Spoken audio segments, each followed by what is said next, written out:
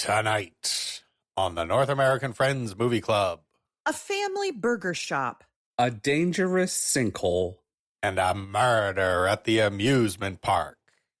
We watched the 2022 animated musical comedy, The Bob's Burgers Movie.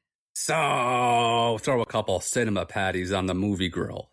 And drop a fresh basket of film fries. Because we're the Bobs of podcasting. And this is our delicious burger. This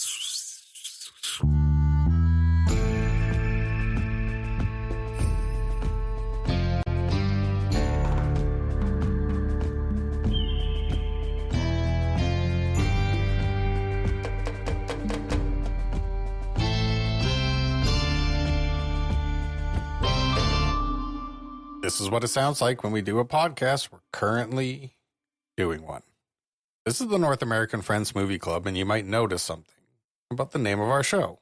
And that's Friends comes before Movie Club. Because it's simply more important to us. So I gotta ask my two little patties. How we burgin'? We're sizzling. We're shooting grease into the chest of the chef. We're increasing each other's cholesterol. We're getting a dimple put in the middle of us to prevent puffing, but still puffing. Wait. Let me do one so that I can catch up. Ooh. Best Ooh. podcast ever. Yes. You relished that opportunity. Oh. Let us begin. Let us. You're killing this game. Oh, man. How are we, guys? How have you been? I'm good. It's pouring snow here. Is that why you're wearing what the Canadians call a toque? Mm-hmm. What would you call that? Stocking cap. Beanie? A beanie No, or a stocking cap? A stocking cap. That sounds like Say, a sleeping Nick, you look thing. so handsome in your stocking cap. Yeah, fucking 1870s ass term. I would just say I've put my winter hat on. I don't know. I say just hat. I don't know. I just But say like hat too. toque. Toque Toque is How do you spell it? It's Touque. Yep. 2K? Oh, I'd do it. 2K. 2K hat. Is it French? Is that Yep. French for hat? Yep. Yeah. Game changer. I'm going to freaking call it a toque all the time now. And I'm going to have a baseball toque.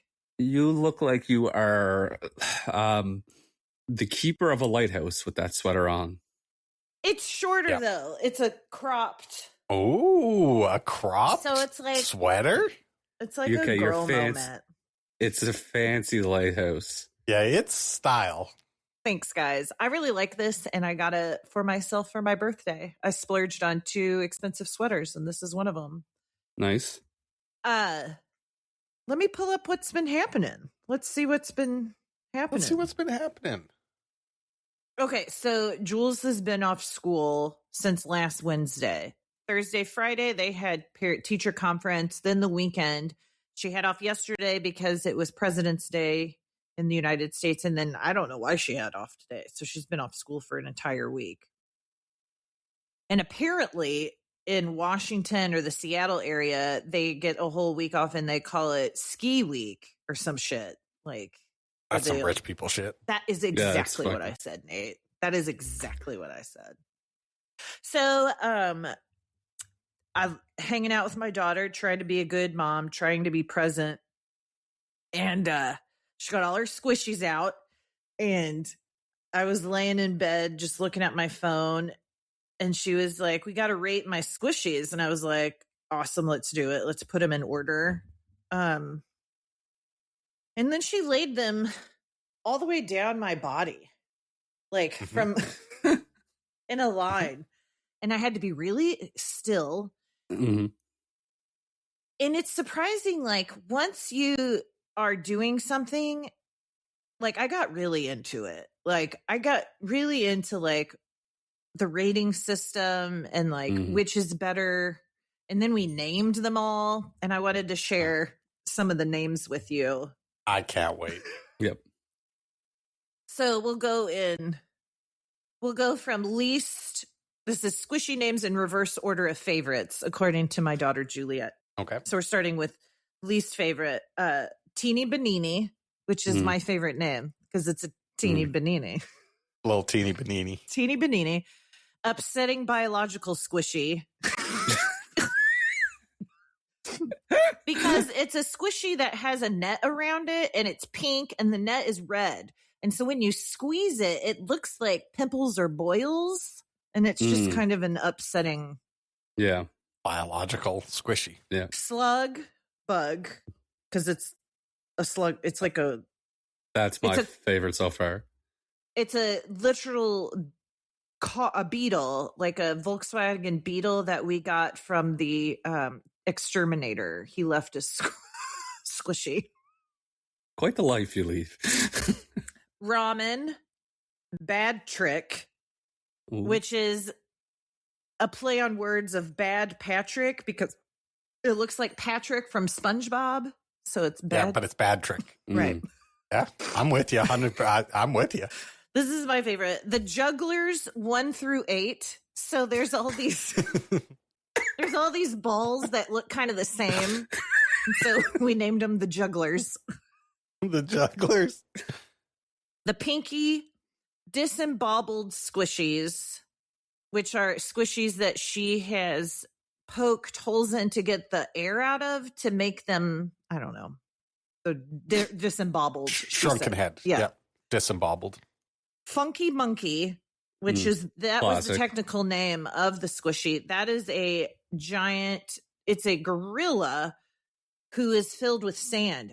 This guy would have been my number one, if I'm being honest. He also glows in the dark, and he has the teeniest tush. He's got this real tiny butt on the Small back. butt. Little butt. Yeah. So cute. Does it get bigger when you squish it? No, it gets smaller because you're squishing. Snobby icing, Need-a-toe, which is whatever, liquid snaky, pickle. Then her top two are dupe Need-a-toe, which is okay. Need-a-toe is short for, what is it short? There's a brand name of squishy, and this is the dupe of the brand name. And now I can't think of what the brand name is. Nido. So there's these brand names called Nido anyway.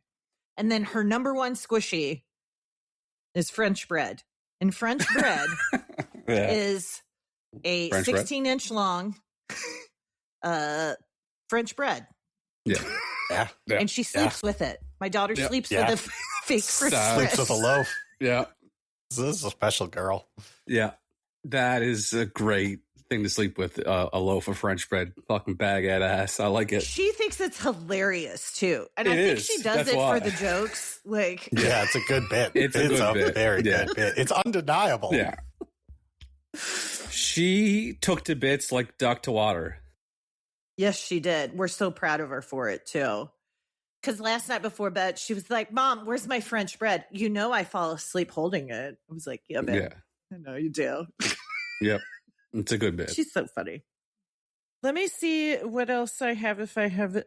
Oh my God. Okay. So did I tell you, Jules, what she got me for my birthday was double stuffed Oreos? Oh, yeah. Okay.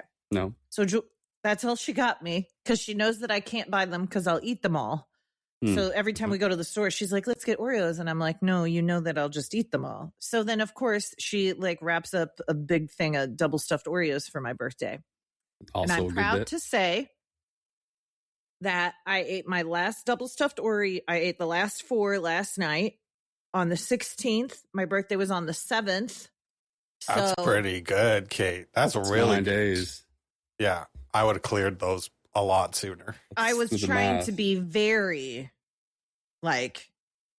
because I responsible. Responsible. And guess what? I haven't lost any weight since I got the double stuffed Oreos in the house. Yeah, that kind of holds you back. Yep. Bit of a So then last night, 4 Oreos a day you averaged. that makes sense. That's probably that's right on. Yeah.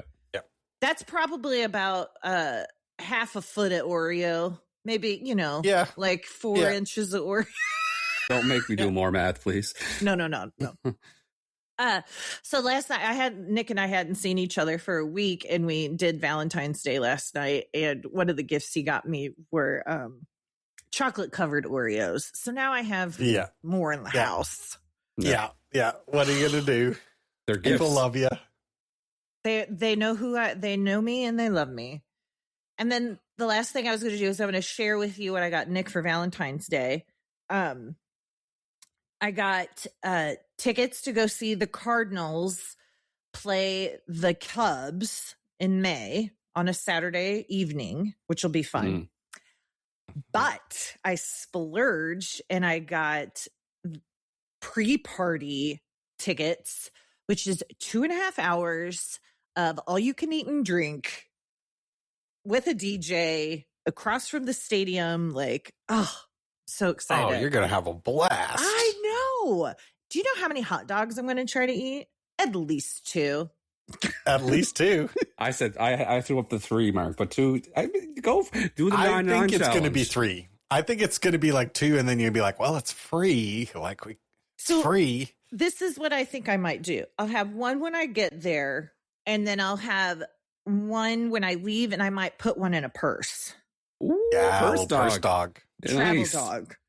Yeah. So then later travel on, dog. like Yeah. 7th inning stretch, I get out my Purse kind of dog. not fresh hot dog from my purse. Mhm. Yeah, my purse dog. I actually kind of like it's a different food, but in a good way. Like you get your fresh dogs when you're at the party, and like that's good. But then when you've like kind of got a couple of drinks in you a couple around like the beers. 4th inning, like purse dog's gonna hit. And Purse dog is going to hit. It's going to be in the purse, so it's steaming itself. Yes, the bun is gonna be soft. The softest bun you've ever seen. Yeah, it's going to be like a corn dog, but yeah. Basically. Yeah. I should get a stick to bring and eat it like because it'll steam so much it'll just stick to the dog. Oh yeah. The dough will turn to glue. It'll become glue. Well, maybe I need more than one purse dog now. Yeah, you might have to take more than one purse dog. dog day. I like how sophisticated people carry like chihuahuas and stuff in their expensive fancy purse.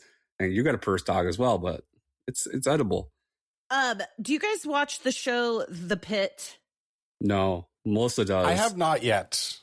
I heard it's stressful. I'm not surprised Brent hasn't, because it seems like it's like the reason why I don't want to watch The Bear. It's like I already been there. Yeah. It was horrible when I had to do it in real life. I really like it, and it makes Nick want to go back and work social work at an ER. But anyway, so this last episode, they had a gentleman who came in with severe discomfort because he had eaten 33 or 36 hot dogs. And then you saw a lot of hot dog vomit. Yeah. Yeah. That's Now, for the sake of the podcast and for the sake of our lovely listeners and for the sake of content, there is a viral challenge that goes around involving hot dogs and baseball games. The 9-inning challenge, which means you drink 1 beer and 1 hot dog every inning. I could do 4, and then it's everything after that's going to be unpleasant. And the fourth would be unpleasant as well. Yeah. First 2 are good. Think Third about the one's content. struggle. 4th one's unpleasant. Think about the listeners. I'm sorry. I don't love care our about them listeners. enough. No. Okay. Yeah, no, I don't care about them enough at all to do that. To physically harm myself in any way. No, I would not. Because Sorry, guys. we care about ourselves, and that's how our listeners know that we care about them. Because if we didn't care about ourselves, we wouldn't be able to care about them. Okay. You have to secure your own mask right. before you help the person next to you put on their That's mask. a lovely analogy. That works in the situation. I have some important news. Okay. We received 3 emails. 4. Oh, I thought it was 4. 4 emails. For some reason, I'm getting all these emails to my personal email. 1, 2, okay? So 3. you go. What do you mean? You're getting? Wait, hold on, people. We are not emailing Brent specifically. That doesn't count. I don't think they're emailing me. They're emailing. Wait a second. These people don't have access to my email address, but I'm getting all the emails and it says it's to me and North American Friends Movie Club at gmail.com. Oh, okay. But I'm getting them. Maybe you have some kind of like forwarding thing set up. That would be weird. We have 4 anyway. Go ahead. We have Arvid from Sweden. Mm-hmm. We're big or huge in Sweden. You can't throw a rock in Sweden without hitting somebody that knows about our show. Kim Carter, Jack Peterson, and Peter Pierce. Peter's an old one. No, Peter's from Monday. He talked about Jell-O shots, and he sent us a little video of an anteater sucking something out of a tube. Oh, I didn't scroll up high enough. Pardon me. You didn't scroll up high enough. It's quite gross. It's exactly what I pictured in what people do for Jell-O shots. Yeah, we're at this point we're close to getting an intern. I mean, obviously Kate can't keep up with. I was going to wait to reply until after we spoke about them on the podcast. Okay. But apparently Brent has logged in to the North American Friends Movie Club at Gmail account, which I did share. I did share the password with you initially a long time ago. So you forgot that you did that. Okay. So when I click on, say, Jack Peterson's, I click on him. It says, Jack Peterson, to you, North American Friends Movie Club. Yeah. Oh, so you are, okay. You are logged in. Yeah, I think you've got the email logged in on your phone. Okay. Yeah. That must be it. I've been replying to people. I will start replying more. It's what I wanted to do. People are telling people about us. They're asking questions about me, which is great. Well, why don't you what are some of the questions? Yeah, we're dancing all around this. Let's get to these emails. Yeah, we got to talk about our emails. Let's start from start from Arvid. Okay, Arvid's in Sweden. He's huge. We're huge in Sweden. He said he was a huge fan of Borderline and was thrilled when we started this one. And he's been listening since the beginning. So thank you, Arvid. He's trying to get his girlfriend to listen to the pod without success. So he ends up summarizing the episodes, which in a way is telling someone about Brent and his life-altering foot. That's all I ask. That is wonderful. So, I mean, Arvid's doing God's work in Scandinavia right now. Truly. And we're jealous of your country, Arvid, or I am as an American. Kim, please sponsor me. Yeah. IKEA and something else was invented. Zins were invented in Sweden. Let's get a Zin sponsorship. Last night, my boyfriend and I were having dinner, watching TV, and we stood up to clean our plates. His leg fell asleep, and he was limping around pathetically and pouting over the lack of sympathy. The rest of the night, I was updating him with funeral plans for his leg, asking who he thinks he should give the eulogy, telling him his brother's catching a red eye from Colorado, so my boyfriend can be carried to the podium to give his respects. So I just wanted to ask, how else do I get his ass? And I replied, Kim P.S. rocks.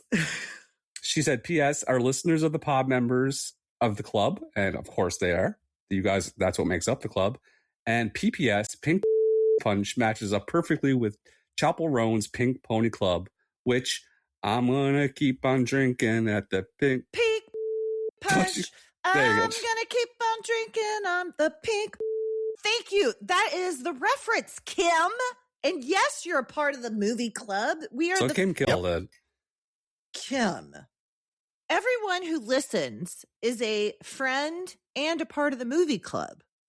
Yep. And a brother who doesn't weigh anything. Oh, Nate. Interesting, because I replied with, the moment you subscribe, you're a member of the club, and also a brother, and brothers don't weigh anything. Yeah. And I to about her thing where she talks about how else can I get his ass? I said, to be clear, Kim, his ass is gotten already. We're very proud. You could ask if he wants his leg cremated and his leg ashes spread around a memorial garden that you're planting for his leg. Or one of those lamps like from A Christmas Story of his leg. Oh, that's good. We got a message from Jack who says that he was on the pod. It was Monty Python episode. Oh, perfect. Yes. He asked if my dogs are named after the National Lampoon Vacation movies, and yes, they are. We got Clark earlier, and that was not after National Lampoons. We just like the name. And then we got Eddie, and we were like, what do we name this thing? We're like, well, we got him on Christmas Vacation. So what? I was like, oh, Eddie's perfect. So Eddie and Clark. Very good. He He says we have an egg corn going on with exclamation points. I don't know what that means. What's an egg corn? He says, I think y'all have an egg corn going on with exclamation points. I don't know if it's something you're all leaning into intentionally or not, but I figure I'd give you a heads up. I'm going to Google it. And he also said, I don't know what that means. The new Muppet Linguistic Show error, where a person mishears or misinterprets a word or phrase. It replaces it with a similar sounding, plausible alternative that often makes logical sense to them. Yeah, we do that all the time, I think. Oh, for sure. We get, here's the thing about us. We're like, in a military sense, we're more like the artillery. Like if we get it close, yes, that's what we're going for. It's like we're trying to get it in the vicinity. If we understand each other, then it's fine. Oh, yeah. That's all we care about. If it's the same amount of syllables, but some of the consonants have been swapped out, that still counts. And egg corn comes from the word acorn. And people thought it was egg corn. But people thought it was egg corn. Yeah. That makes much more sense. He also said, if we ever do a Harry Potter movie, I should make my Zoom name the Grint. And the new Muppet Show is technically a movie. It was a single episode, so it's not a series. It's not part of the same run, so it's not considered a special. If you're looking for a tight little baby that fits the month, I'd say the recently Muppet Show fits the bill. I'd love to watch Sabrina Carpenter. Yeah, and he wants to thank us for podcasting and bringing some fun into all these crazy times. Happy Valentine's Day. Brothers don't weigh anything, Jack. Oh, very nice, Jack. So I do want to add that new Kermit voice is not correct. Ooh, I haven't heard it. Is it not hitting? Yeah, it's not. And I'm struggling with it because that's something that we have to get right. They should have just hired the person who sounds the most like Kermit. Yeah. Oh, I think there is some technology can just fill in. I think we could just do a technology No, now that you said that, now I'm like, I don't want AI Kermit. That's would not please me at all. But we got it's human. It's like close, but it feels like I'm doing the Kermit voice, not Kermit. Kate almost said Hermit when she said human. It has to be a human. Yeah, that's good. Acorn. Peter says this is what people are using their tongues to eat Jello shots look like. And he said, I fear this won't play well on an audio-only podcast, and for that, I'll apologize. But it's a video of an anteater with its very long tongue in a tube. And it proves my point. Thank you, Peter.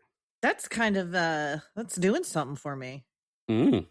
Wow. It's long. We got, 4 emails? Yeah, now, we're at the intern. Like, you guys listening, we got to keep this going. Yeah. We got to keep it going. You have to participate in your podcast, in your movie club. Yeah. Brothers don't weigh anything. That's correct. Our most famous saying. And so is that what happened, Kate? That's what happened. That's what happened. Okay, so it's my turn. The Bible is getting good, folks. We are... Woo! Where we at? We are out of... let me try to think how it goes. Genesis, Exodus, Leviticus. We're past Leviticus. We're in Numbers. And... Leviticus was a tough go for a while, with the whole boils and what was frogs considered clean. No, this was Exodus. You're right. Yeah, he basically tells Moses, like, if someone has like a pimple and the hairs are white, they're not clean, put them in anyway. So it's a lot of that. I don't like that. But then we're on Numbers, and I was thinking, okay, Numbers. I hope it's not just describing a lot of numbers. And oh boy, it describes a lot of numbers. It's the very first chapter is about take a census of all the people in the village, and they did it. They named all the people in the village. And I was like, this is rough. But now they described how to build the tabernacle and stuff like that, and give offerings and stuff like that. Okay, we're up past that point where what each person had to do for an offering. But now God got messy last night, and I could not sleep. I was that interested. Those bastards were like, why did we leave Egypt? This place is shit. We're not getting any meat. We don't have any meat. And God's like, okay, Moses, tell them come meet me. And so they all came and they all met him. And he's like, y'all want meat? Here's some meat. And he took all these quail from one side of the water and pushed them over. He said, you guys are going to eat so much meat, you're going to loathe meat. And then he said, fuck it. You know what? For the people that did complain, everybody get away from them for the second. And the people are like, what? So they got away from the 3 people that were complaining, and God made the earth swallow them and their families. Did he smite them? He smote them. They smote them for complaining about the menu. Yeah. And so God's like, okay, boom, there you go. And you know what? The 250 people that came with them, y'all dead too. Killed them. No, God, that's too much. You did too much, God. He's a hater. He's having a bad day. So they were eating quail to the point where they got upset and they got mad. And you know what God did? Said, "Oh, you don't like the quail? Boom, dead." He was killing everybody loud. It was Steven Seagal. It was like watching Under Siege. Steven Seagal. He was like to the point, like it got to the point where Moses is throwing himself at God, saying, "Hey, man, this got to stop. You're making me look bad. You gotta chill. I'm the bridge between you and these people. Everyone thinks I'm losing my mind. You got to stop. Everyone thinks I'm crazy, but God's not stopping. I can't wait to go to bed tonight. Can't wait stop, to see won't what stop. happens. Numbers, and after Numbers is something else, and we're almost getting to it's getting good. And that's very relatable. Sorry, I interrupted. No, go ahead. It's like I kind of get it when you provide a meal for people and the people don't appreciate it. That is a certain kind of rage that makes you want to like open up the earth and swallow up 200 people because it's like they're not appreciative. Oh, I'm sorry. Yeah, I'm sorry. Did the fucking food that I gave you, that's not good enough? Like, okay. Just try a pit. Just for accuracy purposes. The ground didn't swallow up 200 people. He burnt those people. He burned those people. Okay. But and he's so messy and so like he's so vengeful. He's so petty, wrathful. Yeah, that's why I like this guy. This book is more interesting. He's like Joffrey. God told like Moses, Joffrey. He's a real housewife. He said to Moses after he burnt up the 200 people that were, he made them go get their offering plates that were made out of silver, 150 shekels. That's how much they weighed. He made Moses and Aaron pick up all of the offering plates and hammer them out and put them on the table to remind the people, don't fuck with me. This is the statue of what happens if you like. We take, not only do I burn your ass up, I take your offering plate that you had for me and I use it. I really hope that in like the podcasting categories, we get clocked as like a biblical podcast. So good. Oh yeah. Yeah. So we're getting good. like the AI is reading the transcript. It knows. We've called God a messy bitch at least 10 times. It automatically makes chapters now. Like I didn't touch anything. It just started making chapters, and this chapter will be like Brent's Bible talk or something like that. Like the AI will clock it as Brent's like Bible segment. I'm making the Bible into like these movies since we're a movie podcast, and I make the Bible sound much more interesting. Because I'm in the lab doing the legwork. I'm doing the listen to all the offerings and how much each plate has to weigh, and I'm picking out the highlights. I'm making a grab bag of all the good things, and this is what happens. Because a lot of it's very boring. Most of it. Last night was rough until the very end. Like I hope the next meal in the Bible, they're all just like sitting around the table eating like a potato, and everyone's like, yum, yum, yum. This is so delicious. Good. I'm so full. I think this is why bad food became like popular. People are like, I'm not complaining. Did you see those fuckers are all burnt up? I'm not complaining. Would you? No. So not only am I bettering myself by doing the Bible stuff, I also am now very deep into the latest Dan Brown novel. So religion, the Secret of Secrets. Yeah. I'm getting it from all angles. Literally. What's happening in this novel? I talked about it before on here. It's basically people are threatened about this female noeticist who is delivering a new manuscript book about human consciousness, and people aren't liking it, and they're kidnapping her. There's a golem involved. He puts a clay mask on to kill people. Oh, the end of it is so good, Brett. Don't even talk about it. I don't even want to hear anything. I know you're not going to give me spoilers, but I don't want to even hear your mouth. Don't even want to hear it. I never saw it coming. I'm Googling places in Prague. I'm looking up their fucking towers. I'm so smart and so enlightened right now. This is the smartest I've ever been in my life. Yeah. 100%. And I keep on trying. I haven't told Spanish Angels yet that I'm reading this book, Secret Secrets, because I'm aware that I become annoying with the facts. I'll start spouting out like I'm smart. But I keep on saying, oh, it's cute that you guys think that the crucifix is the most popular or the most used religious symbol. And they're like, what? And I drop it. I don't bring it up for days. Yeah. It's cute that you think that. Then I'll just drop it in the middle of the conversation. I'll drop it in again. I'm like, oh, it's cute that you guys think that. And I'm like, yeah, sure, I'll go on with it. And they're like, what? And I'm like, oh, then I don't bring it up. Fishing for your own. And just for the people, it's not the most used religious symbol. The halo is. Oh. Boom. Because when he says in the foreword of every book, or the prologue, or whatever it's called, he says all the religious symbols, all the facts, all the locations are true. Yeah. I'm like, I'm a smile on the ear because I know I'm coming out smarter. I was walking the dogs today, and I was listening to the book, and I was walking the dogs, and that's when I realized, like, this is the smartest I've ever been, without a doubt. It's not that hard to get smarter. You just have to read and listen to stuff that teaches you things. Other than sports. That's it. Yeah.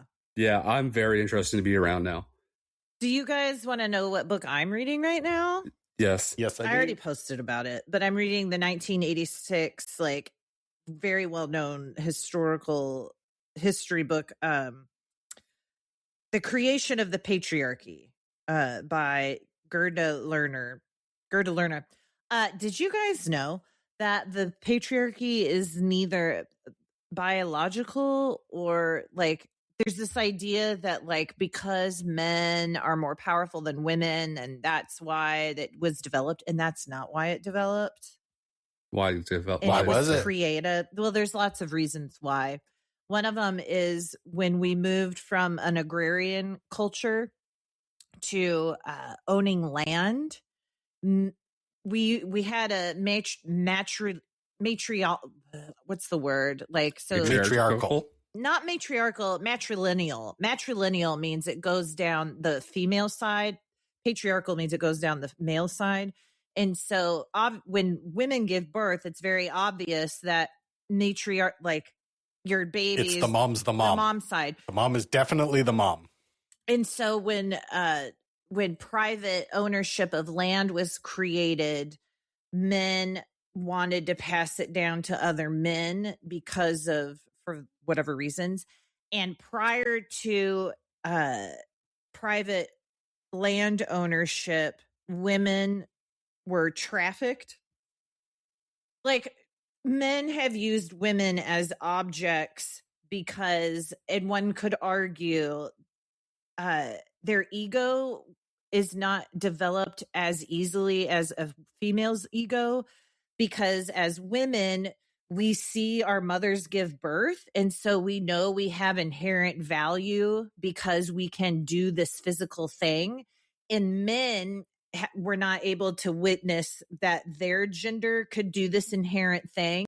And so they've had to kind of, like, overcompensate for their lack of inherent ego through the exportation. I don't even know if I'm using that word right. Exportation of, like, you need to know I'm powerful.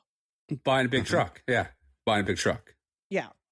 I don't want you to hijack me getting smart. I also. Well, you just got smart. I just provided smartness to you. Yeah, you got a little smarter. Yeah, that's true. I want to talk about. I also learned about what the French Revolution was. Okay. And I now know what Bastille Day is. So July 14th, I will be insufferable. Because that is Bastille Day, and I'll be telling everybody what actually happened on this day in France. And I learned a little about, actually a lot about William Shakespeare, and he invented the word gossip. He invented a lot of words. He did, and I just threw that out there as a tickler, a teaser. So maybe I'll drop some more words out that William Shakespeare invented throughout the episode. If I hear them, maybe organically. Also, you should listen to the Rush song "Bastille Day." That's a really good Rush song. Someone told me about that. Yeah, because I dropped it in on the Spanish Angels about. I said, "What's everybody doing July 14th?" And then nothing. And then I just kept on hinting towards Bastille Day. And then someone posted the song "Bastille Day" by Rush. That's all the time I have, folks. This has been Brent's enlightenment segment.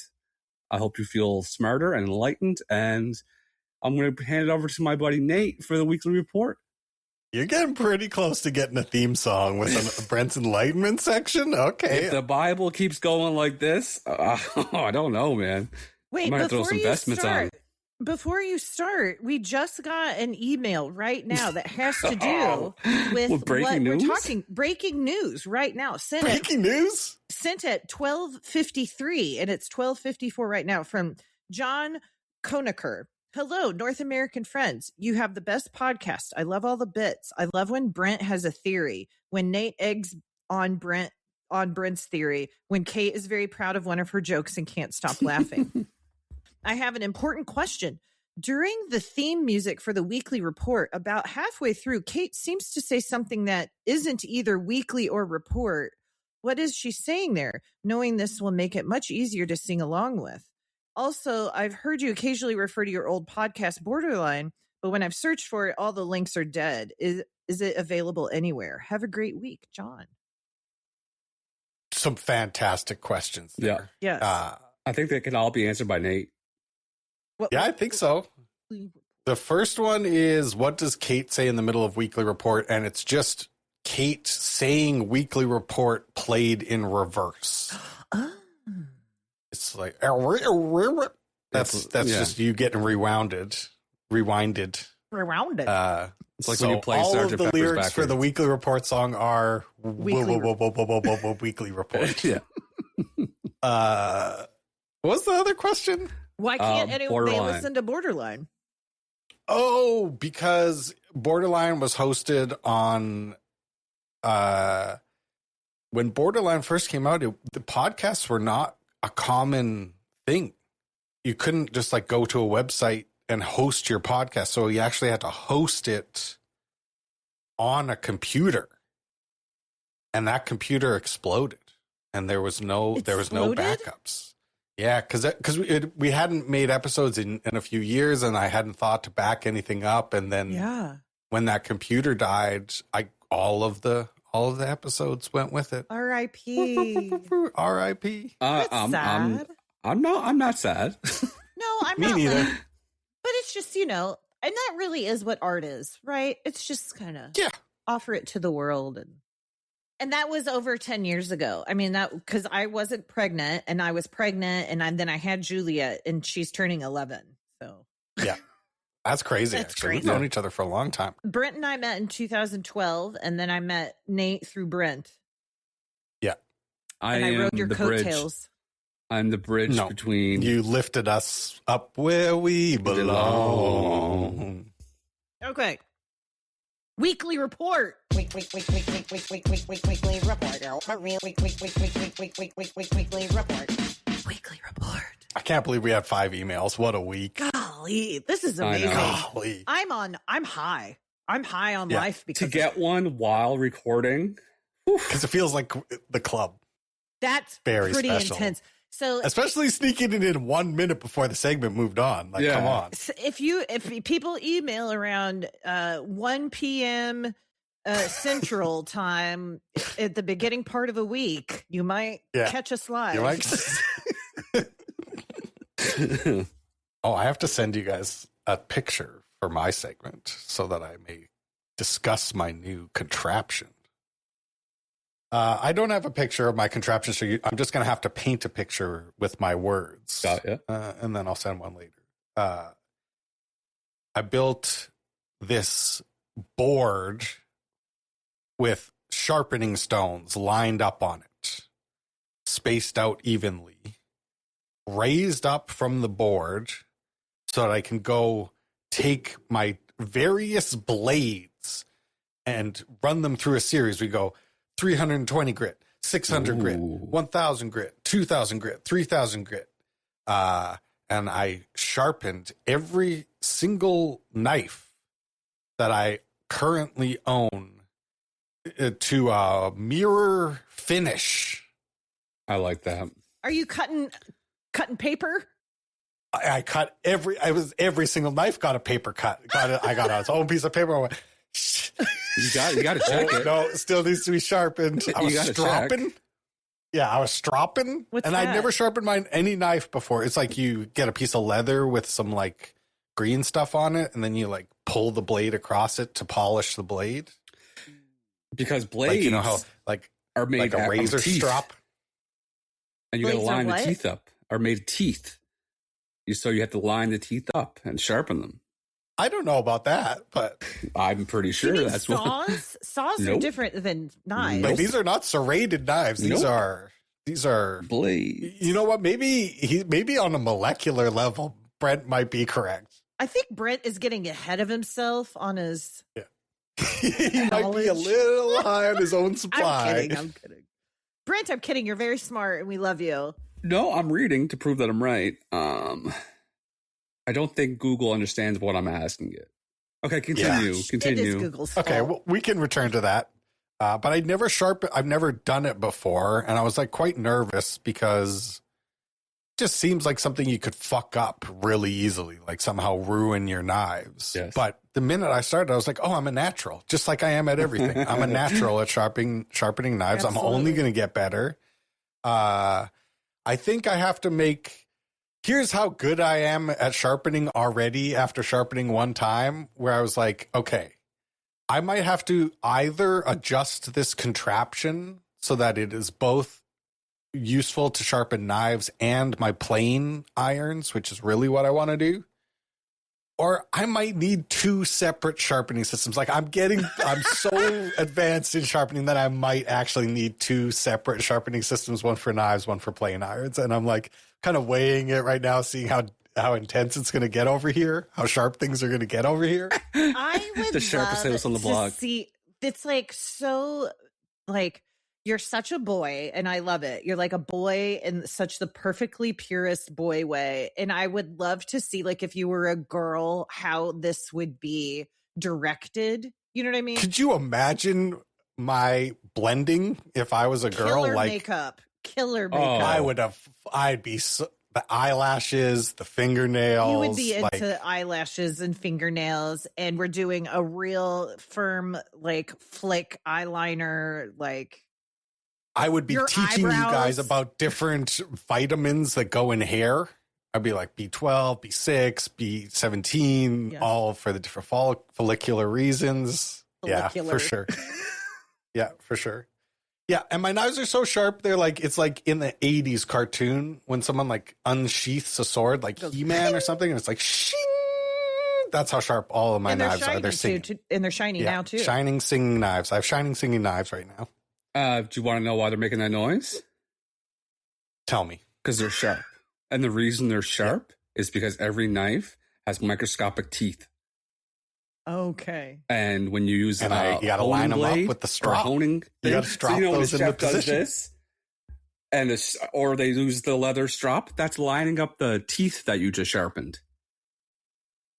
I knew I was right. I knew it. I just had to So ask I have Google the correctly. I have the, like, in my Knife block. knife block, I have the long thing Yeah, that I go. that doesn't sharpen Yeah. it. But it hones it. So it's You're like lining the if teeth you up. have a burr on either side of the blade, it will straighten those things out. But it's not sharpening it. It's like picture it as It's braces. not grinding it. Picture it as braces for your knife. It's straightening out all the teeth. Yeah. It's not it's sharpening. bending them back into position, not grinding them into a sharper. This is just more that I didn't know this about knives. listen. You hang around with Nate and I, you're gonna learn some shit, baby. the eye roll was impressive. It was. I wish we might do video just so that the rest of the world could see how good next Kate is party. at. Tell I got a people that. wonky eye too. It goes like this. Like, We call that the Sammy Davis. Yeah. Walleye. You're just lining up the teeth of the blade. Yeah, just lining up the teeth of the blade. Yeah. You're not sharpening. So my knives are singing, and then I'm going to do all of my planers next. So I have inherited like 5 beautiful old, like these are proper grandpa planes. There's You're the nothing guy better I than watched. those. That's it. You You're can a shave real them. wood person now. You're like a woodworker. You're the Irish guy. And they're beautiful. I'm going to like mount them Yes. on my work area so I can look at how beautiful they are. I'm going to get all the rust off of them. It's going to be a whole, I'm back in the garage, baby. I'm cooking again. It's great out here. Do you, could you, I mean, you don't need to, you want to have a patina on them, but you could take all the varnish off and then re-varnish them. Yeah, for some of them, for sure, I'm going to like all the metal is going to get derusted and then paint like the little handle that you like. I'll repaint that and Hell refinish it. Paint some flames on it. Ooh. No, what you need to get, oh my God. Do you know what is so satisfying is the Japanese guys that pull the planer wood. The wood, yeah. And it's like the wood block, 12 feet those are long sick. They're so sick. I want I really want I want a long curl. I want a long, thin curl. Yeah. I want a papery curl. Just planing a piece of wood for fun. You don't even. Yeah. Once you get started, it's hard to stop. Just buying a door and then take it down to nothing. So are there, because when I was in woodshop class in middle school back in the 90s, we used real planers. But now they have the machines, right? That just do it for you. Yeah, for sure. Bullshit. And they don't do it as well. I mean, it saves you a lot of work, but it's not gonna, even sanding can't get you that finish that a proper sharp I actually read that today. See? I read the hand scraping. This guy's cooking. Hand scraping looks silly and stupid, but it's still the most best way to make something flat is hand. Oh man. Okay. I'd like to see AI try to do that. Yeah, try to do that. Try it. Go ahead, AI. Try it. Make something smooth. You can't. All of the old episodes are now on YouTube. We like switched where our episodes are posted, and then it has an option to automatically post an audio file to YouTube. So if you're a YouTube person, go and subscribe to the North American Friends Movie Club on YouTube, and you can listen to that. Even if you're not a YouTube person, do it. Yeah, do it. And then like push the like button and say, say this podcast makes me a better person. Yep. Or brothers don't weigh anything. Yep. I've learned a lot about the Bible from the North American Friends Movie Club. This is my favorite Bible podcast. That's a good comment to leave.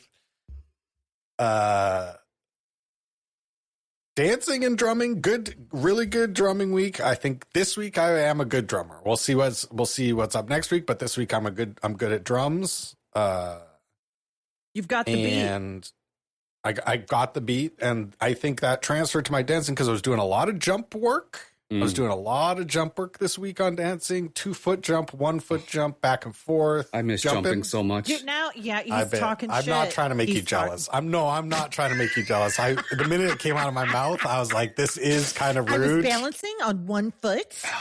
Yeah, painlessly. I just picture myself jumping, and it's just like. I talked about Brent today.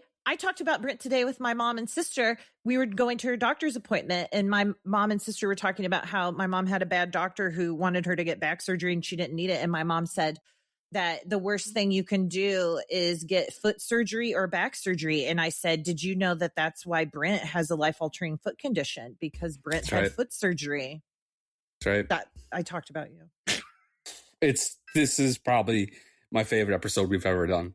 You're flying high. You are flying. Oh, okay. Sorry to interrupt, but thought Brent needed to hear that. The whole show is interruptions, and it's important that we keep interrupting each other. Lots of jumping, and then also ghost skipping. That's something that I've been doing where I pretend that I'm holding a jump rope. Yep. The jump rope doesn't exist. Okay. But I'm skipping. I would love to jump rope in here, but there's just not enough room. This office it doesn't contain enough height. Man needs his room. You need probably like 8 feet, 9 feet tall ceilings to jump rope. Easy. I would think, yeah, especially, Okay, Nate, I want you, when the weather gets better, maybe try some dancing outside, because I'd like you to try. Have you seen those videos of those people that like float run? I have seen the float run. You'd like to see me do a little float work? Yeah. Yeah, you're and not you know far what, off. Kate? I never thought about doing it, but now I'm like, I kind of think I should figure out how to You do for that. sure could do probably. it. You are like at that level of dance where I feel like you have the rhythm and body control. Like it'll take some. It's not going to happen automatically, but I could build to that. Yeah, I could build to that. And then that's a part of so like you're going to the wedding, you come out, you get everybody to move back, you do the ghost run around into the full dance moves. I love it. I love it. I love the idea of getting everyone in a circle around me for my performance. Yeah. Yeah. You're right, Kate. When you're right, you're right. Somebody invite all 3 of us to their ding dong wedding. Yeah, We come will on. dance. We'll come. Hell yeah, we will. And I will, not only will I dance, I will start it earlier than you thought you were going to start and keep it going later than you thought it was going to go. What if it's in America, though? What if you get invited to an American wedding? It depends on where in America. Yeah. I'm not going in the middle. Alabama. Yeah, it all depends on where. Is that speaking of America, the show Bob's Burger takes place in America. Good point. Yeah, and that show got changed into a movie, and that's the movie this week. So it's Kate's turn to tell us about what Bob's Burger movie is about. Nate chose Bob's Burgers. I will tell you the plot of the Bob's Burgers movie. Bob and Linda own a burger shop. They have 3 children, Tina, Louise, and Jean. They have a bill, they have a mortgage, a bank loan that they need to pay. They can't afford to pay it. They were hyped up about the summer to make money, and then in front of their house, a big sinkhole happens, and no one can get into their burger shop the regular way. They find Louise is worried that she's not brave, and so she climbs down into the hole and finds a skeleton, which then makes the time for it to be filled in take longer, which then puts the business in more danger. So the kids go and try to figure out the mystery. They become Pierre. What's our guy's name? Who's our detective guy that we always talk about? Poirot. They go talk to carnies because the guy who was killed was a carny. We're using that term because the movie uses the term carny, so we don't. Yeah, I think it's fine. Is carny not appropriate to say? Even if it is, we're not that woke. Yeah, sorry, guys, we ain't that woke. We're still saying carny over you're here. carny. Yeah, sorry. Mr. Fish Odor is the owner of their property, who also owns the wharf, which is where all the fun stuff is. His brother and cousin also work for the family. Through a series of whatever, they figure out that Mr. Fish Odor's cousin has framed them for the murder so that he could take over the family property. And at the end of it, they catch the bad guy. Louise feels brave, and everybody lives. And I'm not doing a good job, but that's Bob's Burgers. Yeah, it's pretty convoluted. There's a lot. It actually is there's cousins and frames and wills and submarines and it gets. I'm as a curious person, they sing most of it. Yeah. I'm curious to hear what your guys' feedback is. So let's talk about our favorite parts. Will do. Let's do it. I've never consumed an ounce of this medium before. I never saw the show, so I went right from the show to the movie. So I didn't know who was a regular cast member, who was special. So that was confusing to me. I knew the basics. I knew Bob and Linda, and Tina, and all those people, and Gene, and all that. So the fish odors, are they in the show? Yes. So the main two fish orders, that Zach Galifianakis and Kevin Kline are in the show. Gotcha. So the cousin that did the framing, the murderer is not. Yeah, he's not. Okay. So I didn't know, are they like getting rid of a major character here by putting him in jail? So I didn't know that. This is, I describe it as the comedic, animated, watchable Gilmore Girls.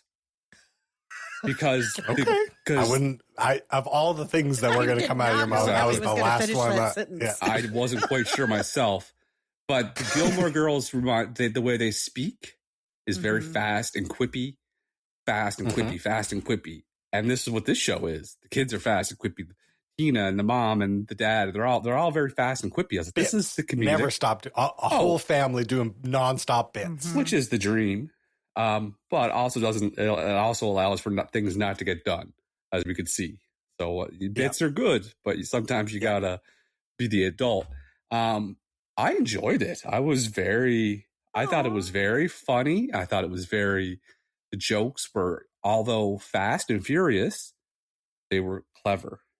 And I've written a couple down that I really enjoyed. This is making my heart sing. I do think this is our best episode yet. This is just, I'm in a great mood. When the banker who denied your loan said, typing till you're gone, typing till you're gone. Everyone has done that. We've all been there. We've all done that. Ordinary people, that was great. How did you know he was winking and not just a blink? The guy with the one eye guy. And the kids couldn't handle the liquor. The adult daycare. I thought that was great. I'm so glad. It's a very sweet show, and I think that's like what some adult animation misses out on. Like The Simpsons is a masterpiece because there are these moments of like so many moments of genuineness and like love and stuff, and that's what's so comfortable about Bob's Burgers to me, is like the family love each other. Like they're tease each other and they mess with each other, but they're also just like so down for each other when when Louise is going in the pit and like Gene is filming it and Tina has to be like, no, don't go down there. And they're all just like 100% behind her. It's like, this is a terrible idea, but it's Tina's idea, or it's Louise's idea. Let's support her. It's like, it just makes you feel good. Like, that's what I loved. That's why I love the show. I raised my daughter watching this show. Like, Jules has seen every episode, and that's why I always felt comfortable letting her watch it, because they always have each other's backs. Like, they get into trouble, they do stupid stuff, but like, it's truly about family loyalty. And I really like how it's a show that talks about female sexuality a lot. And that's why I like Tina, because Tina, there aren't many shows, or especially in the past, in the 90s. When I was Tina's age, I was like Tina, and I was like obsessed with boys, but like awkward. And she loves butts and she loves horses. And like there's so many good episodes about Tina and her puberty and horses.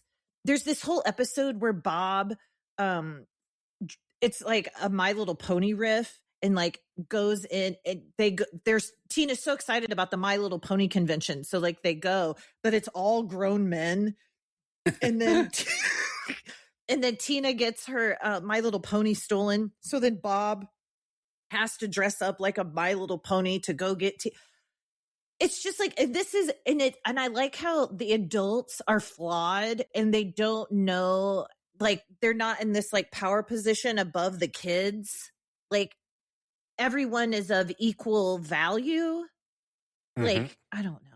The parents are extremely human and they trade off like who is being the strong one. And that's what I've noticed about the show, is like Bob will be freaking out and then Linda will just be like, oh, Bob, it's going to be all right as long as we have each other. I liked anything with Tina and the horse. Her horse Jericho, who is Paul. Was it Paul Rudd or who was the? I don't know who it was, but it was like a cameo for sure. I need to find out who it was. There's so many cameos. Oh, it's like it's a very specific generation of LA comedians that are like not Paul the Rudd. like big famous it's not the big famous comedians, but there's guys like Paul F. Tompkins who are like, to me, a legend. I don't know if there's anyone on earth who I think is funnier than Paul F. Tompkins. He's very good, very talented. I love him. I wish there's nobody who I think of like that deserves to be more on more things and more known and cast and more stuff, and like he could do anything, and it's like Hollywood just has never understood him, but I do. I get it. Love Eugene Merman as Gene. Gene, the character to me is like, it's like a mix of Nate and what I love about how they play him in the series, because there's like 15 seasons of Bob's Burgers, is Gene is very like his sexual, like he's probably bisexual, like he's genderqueer for sure, and that's never played for laughs. Like Gene is just Gene, and Gene is so self-assured, like he's like David Bowie or something. 100%. Yes. Okay, I had to Google who that guy. I get it. Yeah. Who Gene is? Gene is. Yeah, I get it now. I really like the Gene assuming, or he tried to just like play mind tricks with the fish shoulders about headlining the War Festival. And he points to a big clam-shaped piano and says, "I assume we'll be able to use this when we headline." Very good. I was just going to say, it's like, I assume it's easy to move. Yeah, that's it. Yeah. And the champagne pump, I thought of Kate right away. Kate pumping champagne on the river. Imagine? Could you imagine? Get Mama champagne. Just pumping it up. I really could get into that. Yeah, I was like, this is why Kate loves the show. I was like, is the champagne pump in every episode? No, it's not. But they are very bougie. The fish odors. I like how Kevin Kline does it. Like Kevin Kline's a pretty fancy actor to be showing up. And he's so good. This is, I just really love this show, guys. And I was so scared. I remember earlier, I was like, I don't want to do this one because you guys will be mean about it, but I'm feeling fine about it. I know it's made me a fan to watch the seasons. And Jules doesn't like the movie because the animation is better in the movie than it is normally. So it's like much more crisp. And also Jules doesn't like all the songs. She doesn't like. I was going to say the song, and we'll get there during the ratings, but surprising to me, because in the show, the music is so good. It's they're like, especially the end of show, the TV show, they always do like a very funny musical thing. Like a band will come in and play whatever song Gene made up that week or whatever. And they always do like a really good job. That I actually thought it was a bit of a step back down in this movie. Some of the songs they were doing, I was like, oh, it's actually, I could have used 2 less songs and we would have been like totally fine. 100% fine. I wonder why they do that. Like, I wonder why, like, fill up the time. Is that? I think so. Yeah. Would you guys like to do the Bob's Burgers B7? B7.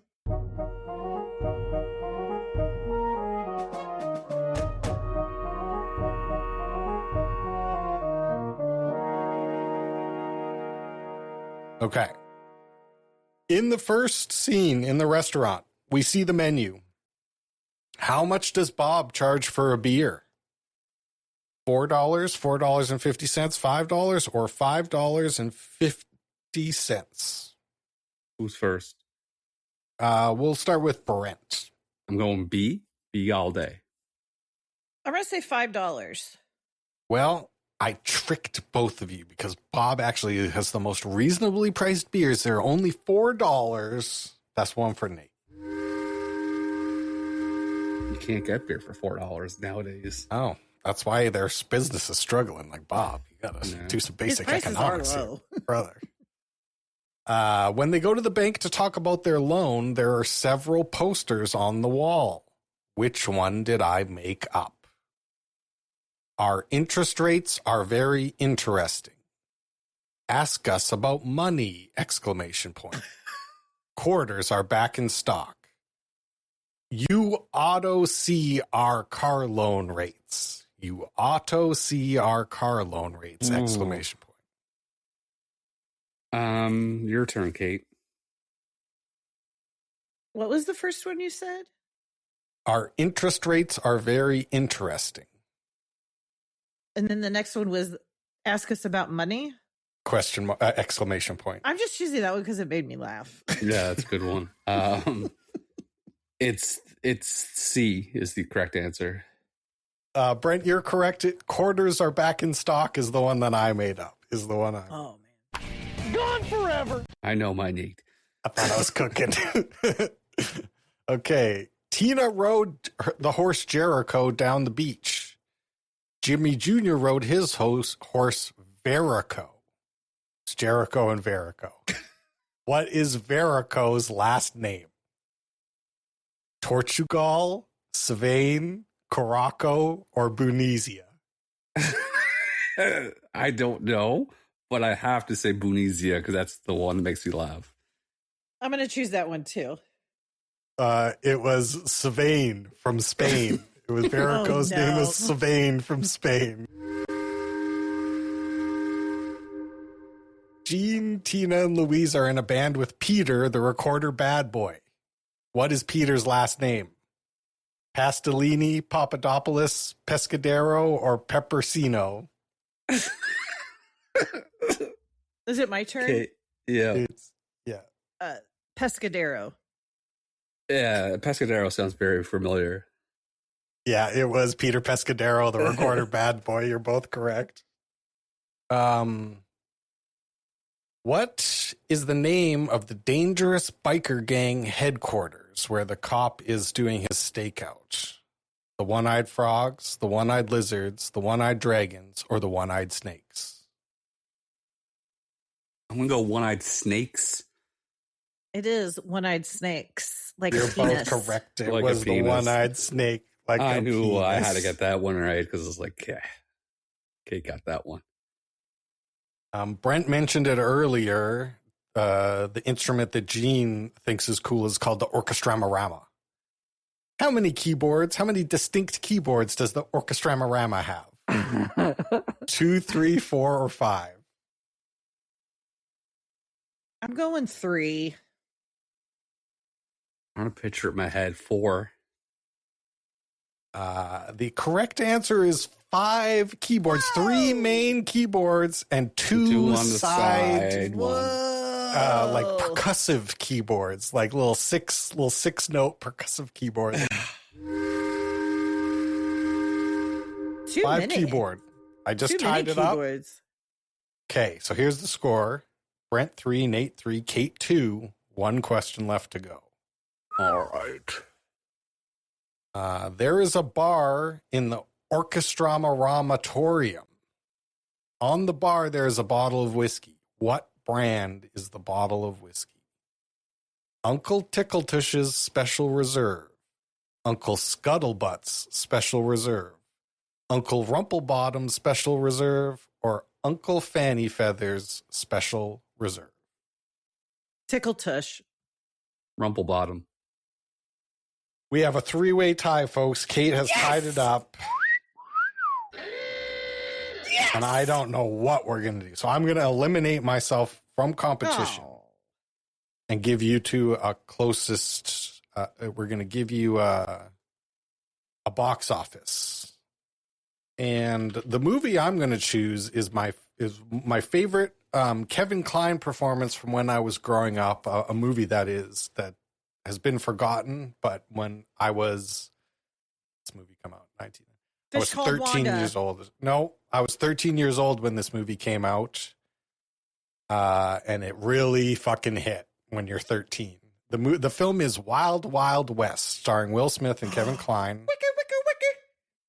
The budget was $170 million. How much did Wild Wild West make at the box office? You going first, Brent? You want me to? Yeah, I'll go first. I know it was a flop, but it is a cool villain. What was the box? What was the thing? What's it? How much did it cost to make? Budget was $170. I'm going to say that movie made $187 million. I'm going to say $320 million. The movie made $222 million. Brent has won the quiz. Yep. Gone forever. I would like to say that congratulations, Brent. Congratulations, Brent. This is my month. R-E-N-T exclamation point. Underline. He's Killed the it. winner of the quiz. He's just Killed so it. smart now. I don't know what we're going to do. I don't know if we'll ever stop He's him. so smart and handsome. He's Canadian. I told you, I'm more enlightened. I'm just more enlightened. He's more enlightened. He reads the Bible and Dan Brown books. And Sleepy History Podcast. I give us all a gold medal for friendship. Would you guys like to give this movie some medals? Yes, let's Sure give would. all the medals.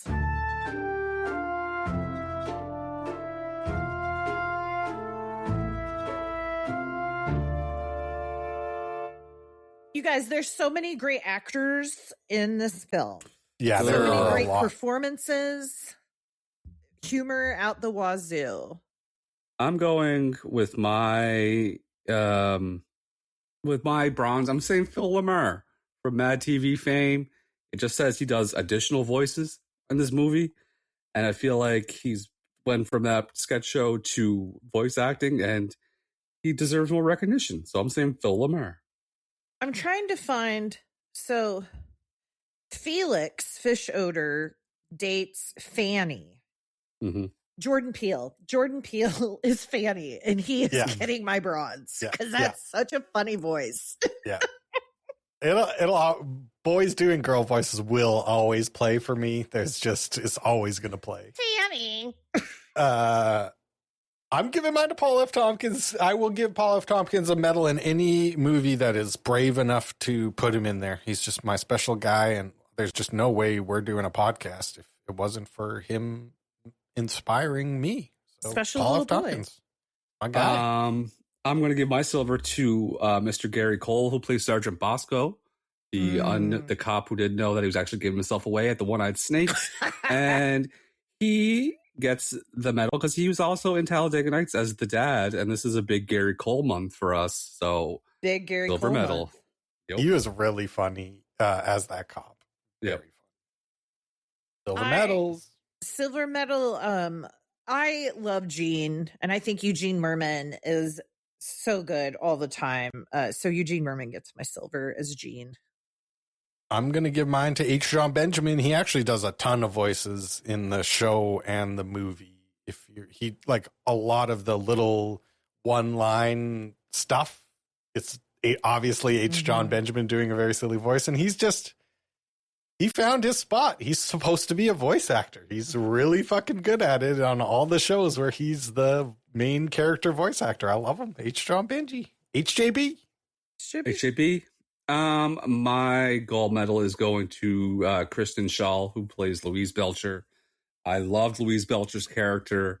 Had that inner child in her, even though she's a child, and she just wanted to be that child. And I loved Kristen Schaal in Last Man on Earth. I think that was the name of the show. Mhm. No, the one with Will what's his face? Not Will Arnett. Will Arnett's friend. Will Forte. Yeah, Will the last Forte. man on Earth. Yeah, that's right. She was great in that, and so I give her my gold medal. My gold goes to Bob Burger, Bob Belcher himself, H. John Benjamin, who's Jimmy Pesto Jr., Miss LeBon's bad Coochie Copy and good Coochie Copy. Just great. Just a real fine actor. I'm giving mine to Dan Mintz. I think Tina is the star of the show and the Love movie. Tina. and is one of the best characters ever. Mm-hmm. And Dan Mintz's performance is so funny, especially all his little groans. Tina's always groaning in a very funny way. Gold medal. Well, I rated our medal section 10 out of 10. Would you guys like to give this movie a rating? Yes, Sure sir. would.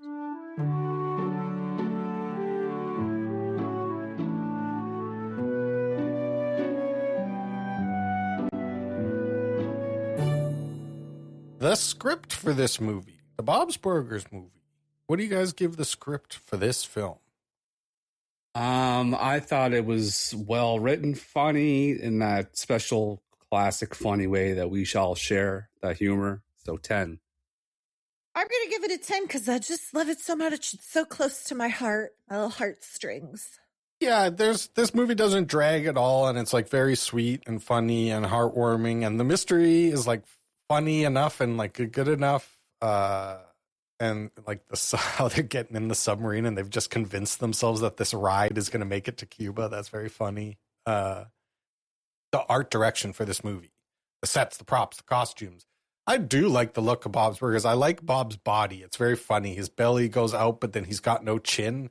And, and especially when he's lying down, it's just like neck straight to nose, which is a very funny character design. So because of the uniqueness and because everyone's kind of goofy looking, I actually am going to give it a 10.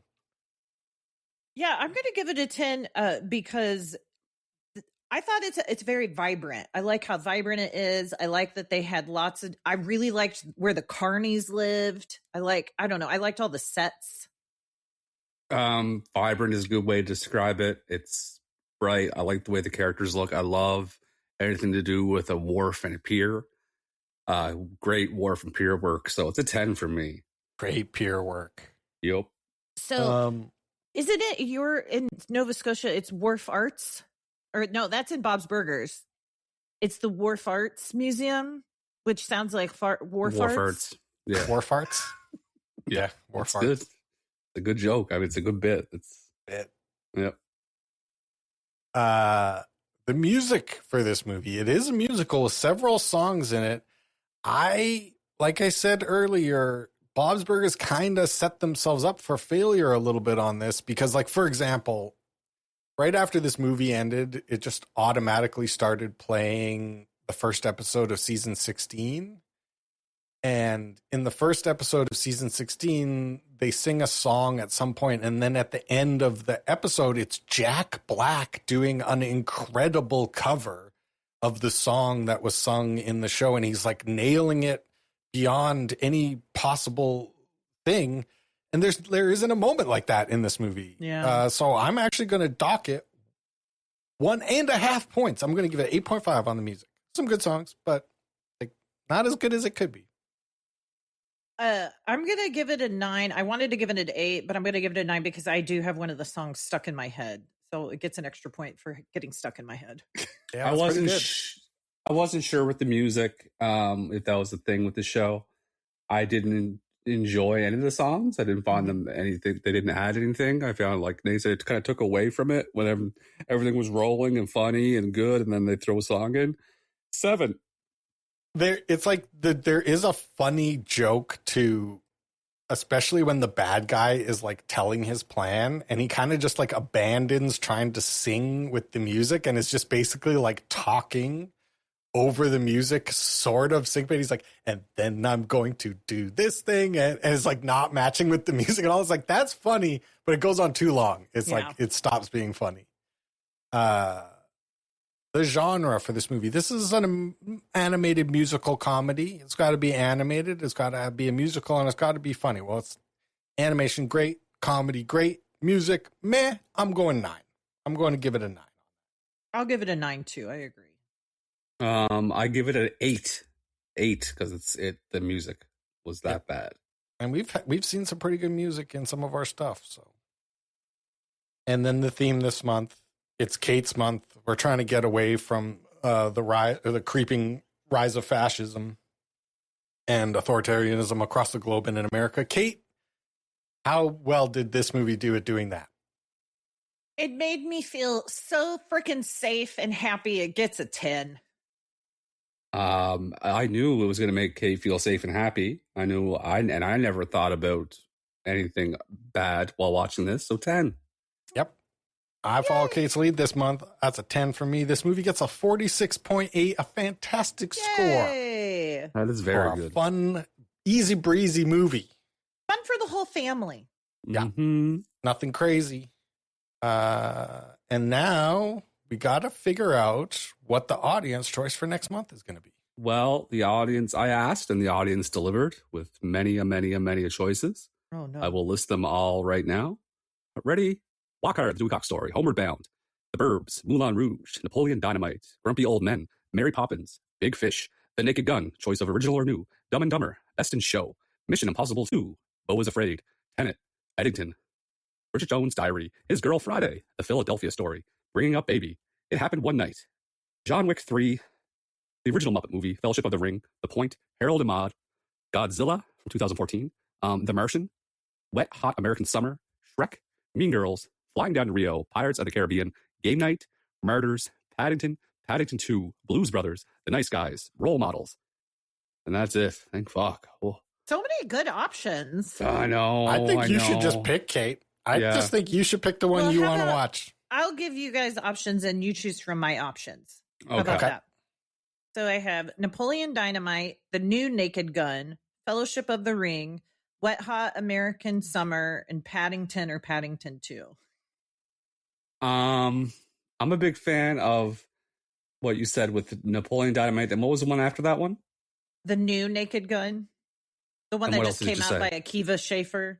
Yeah. Fellowship of the Ring. Yeah, we watched that. We already watched Oh, we did? Okay. Yeah. Remember, wanted to we did watch the it. trilogy. Oh, that's right.